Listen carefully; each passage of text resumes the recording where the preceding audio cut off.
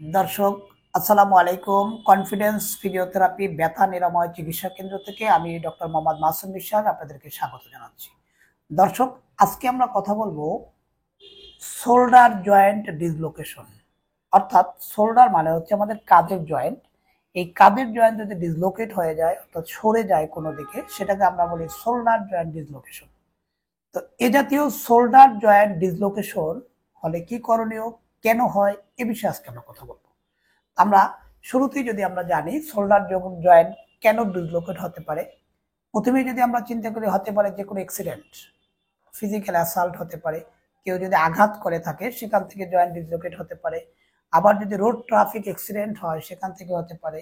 Sports injury, আমরা একসময় ছোটবেলা দেখতাম হাডুডু খেলা, এই জাতীয় খেলায় যখন হাত টান দিয়ে ধরে রাখে সেখান থেকে শোল্ডার ডিসলোকেট হতে পারে। অথবা আপনি চেয়ারে বসে আছেন, হঠাৎ করে কাত হয়ে পড়ে গেলেন, যদি কোনো কারণে পড়ে যান সেখান থেকে শোল্ডার ডিসলোকেট হতে পারে। এই জাতীয় বিভিন্ন কারণেই শোল্ডার ডিসলোকেট হতে পারে। আরেকটা গুরুত্বপূর্ণ কারণ হচ্ছে যদি আপনার শোল্ডার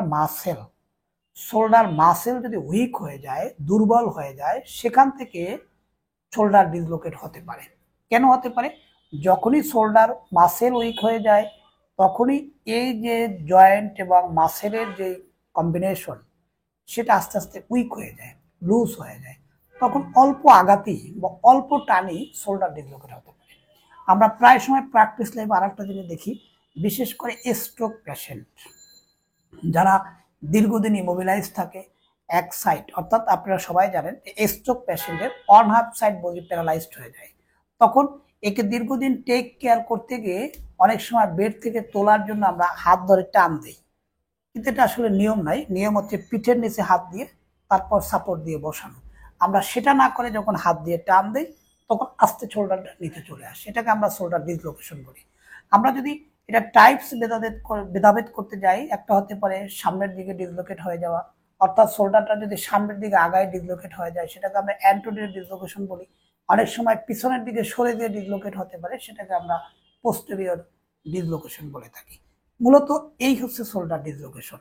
আমরা যে কাদের যেই বললাম যে মাসেল উইক হতে পারে, এখানে আমাদের বেশ কিছু মাসেল থাকে, বিশেষ করে রোটেটর কাপ মাসেল। এই রোটেটর কাপ মাসেলের মধ্যে যেমন সুপ্রাস্পাইনাটাস, ইনফারাস্পাইনাটাস, টেরিস মাইনর, সাবস্ক্যাপুলারিস, এগুলো মূলত মাসেলের নাম।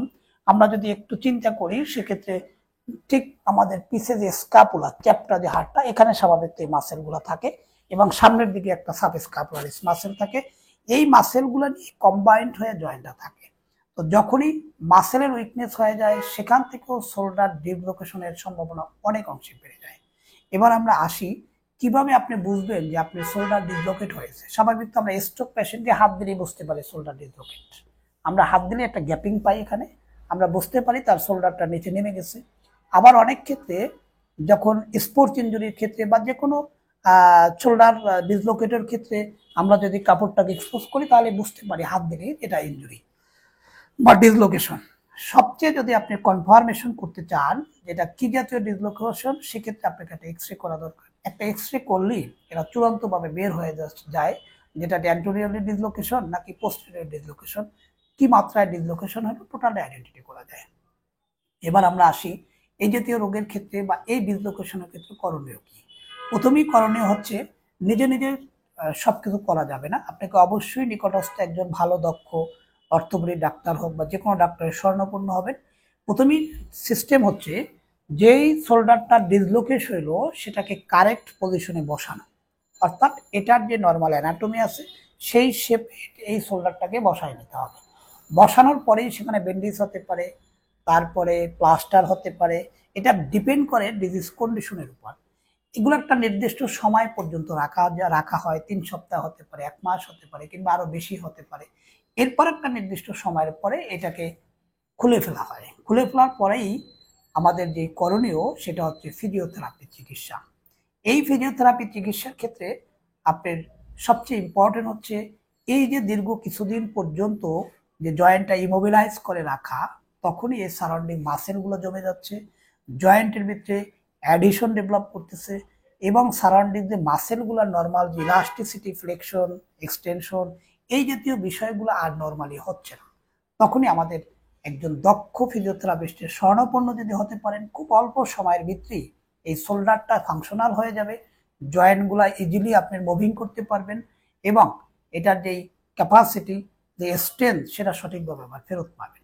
আমরা যে একটা এক্সারসাইজ আজকে আপনাকে দেখাচ্ছি, এই জাতীয় শোল্ডার জয়েন্টে যারা ভুগতেছে তারা আসলে বাসায় বসে কি ব্যায়াম করতে পারবেন। আমরা স্বাভাবিক একটা টাওয়াল নিচ্ছি, সিম্পল একটা জিনিস, এটা একটা টাওয়াল। আমরা এটা টাওয়াল হতে পারে, কোনো ছোট রোল হতে পারে। এটাকে আমরা যদি জয়েন্টের ভিতরে এখানে দেই, দেওয়ার পরেই আরেকটু ভিতরে দিলাম, দেওয়ার পরে আমরা চাপ দিয়ে ধরে রাখবো। দেখেন এই যে আমি চাপ দিচ্ছি, এই যে আমাদের মাসেলগুলো কন্ট্রাকশন হচ্ছে, চাপ দিয়ে আমরা ধরে রাখবো। 1 থেকে 10 পর্যন্ত কাউন্ট করব, 1 2 3 এভাবে 10 পর্যন্ত, দেন রিল্যাক্স। আবার আমরা চাপ দিলাম, 10 সেকেন্ড হোল্ড করব, দেন আবার রিল্যাক্স করব। এভাবে এই ব্যায়ামটা আমরা দিনে 2 টাইম করব, সকাল এবং বিকাল, এবং প্রত্যেকটা যখন হোল্ড করব 10 সেকেন্ড হোল্ড এবং 10 বার রিপিট। এটা হচ্ছে নাম্বার 1। এরপরে দ্বিতীয় এক্সারসাইজ যদি আমরা চিন্তা করি, আমরা এটাকে আমরা অনেকেই হয়তো বা নাও চিনতে পারেন, এটাকে বলা হয় সেরা ব্যান্ড বলে। এটা একটা ইলাস্টিক রাবারের মতো।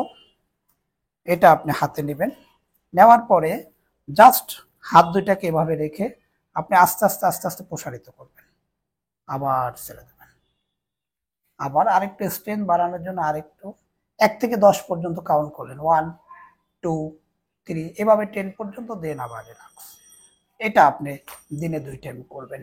এরপরে আমরা যদি আবার চিন্তা করি যে আমরা এই হাতটাকে এভাবে রেখে আমরা আস্তে আস্তে আস্তে আস্তে এক্সটার্নালি রোটেট করব, আস্তে আস্তে ঘোরাবো। এখন যাদের শোল্ডার ডিসলোকেট ছিল এবং কিছুটা ফ্রোজন বা ক্যাপসুলাইটিসও ডেভেলপ করেছে, সেক্ষেত্রে আমরা যতটুকু পারি এখান থেকে আরেকটু প্রেস করার চেষ্টা করব। 10 সেকেন্ড হোল্ড করলাম, দেন আবার রিল্যাক্স, আবার হোল্ড করলাম, দেন আবার রিল্যাক্স।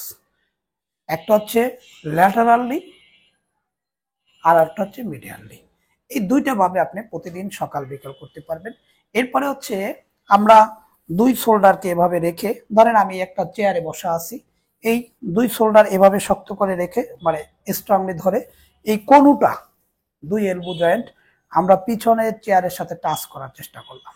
10 সেকেন্ড হোল্ড করলাম, দেন রিল্যাক্স করলাম, আবার হোল্ড করলাম, দেখবেন আমার চেয়ারের সাথে টাচ হয়েছে, 10 সেকেন্ড হোল্ড করলাম, দেন আবার রিল্যাক্স করলাম। এই যে 4টা ব্যায়াম, যারাই এ জাতীয় ডিসলোকেশনে ভুগতেছেন তারা অবশ্যই বাসায় বসে এই ব্যায়ামগুলো নিয়মিত করতে পারবেন। তারপরেও যদি আপনার শোল্ডার ফাংশনাল না হয়, ইজি না হয়, আটকে ধরে রাখে, মুভমেন্ট ঠিক মতো হচ্ছে না, অবশ্যই আপনি নিকটস্থ দক্ষ একজন ফিজিওথেরাপিস্টের পরামর্শ নেবেন। তাহলেই এই শোল্ডার ডিসলোকেশন থেকে আপনি পরিপূর্ণ মুক্তি পাবেন।